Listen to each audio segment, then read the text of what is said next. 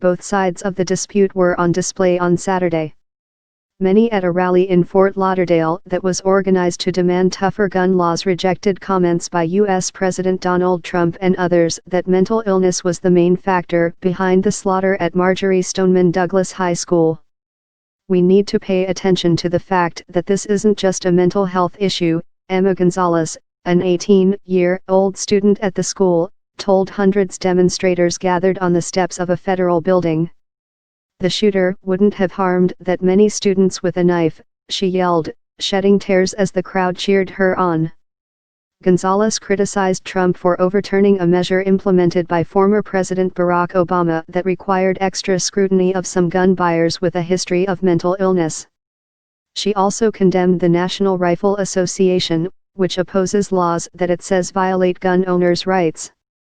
"Politicians who sit in their gilded House and Senate seats funded by the NRA telling us nothing could have ever been done to prevent this, we call BS," Gonzalez said.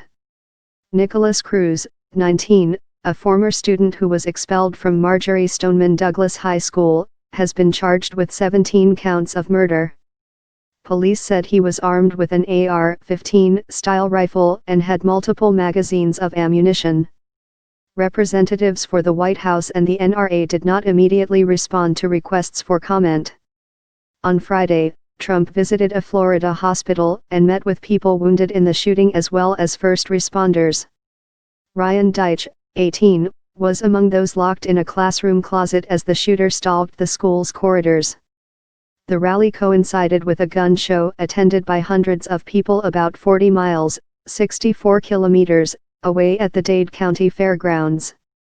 Despite calls for the show to be canceled, there were more than $5 million worth of guns and accessories on display, organizers said, including dozens of assault-style rifles. Jorge Fernandez, a former police officer and show manager, said Florida Gun Shows, which runs more than 40 shows across the state, decided against canceling due to financial concerns. Joe Arrington, 29, a former law enforcement officer, was there with his infant daughter in his arms and a rifle over his shoulder. He said more background checks are needed on gun buyers, but that more regulation would not have stopped the Parkland massacre. The FBI has come under intense criticism after it said on Friday that it failed to act on a warning about Cruz that was called in to a tip line on January 5. The caller provided information about Cruz's desire to kill people, as well as the potential of him conducting a school shooting, the FBI said.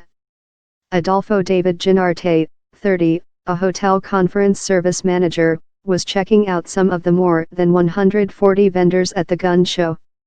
He called it un-American for anyone to call for the show to be cancelled in the wake of the shooting.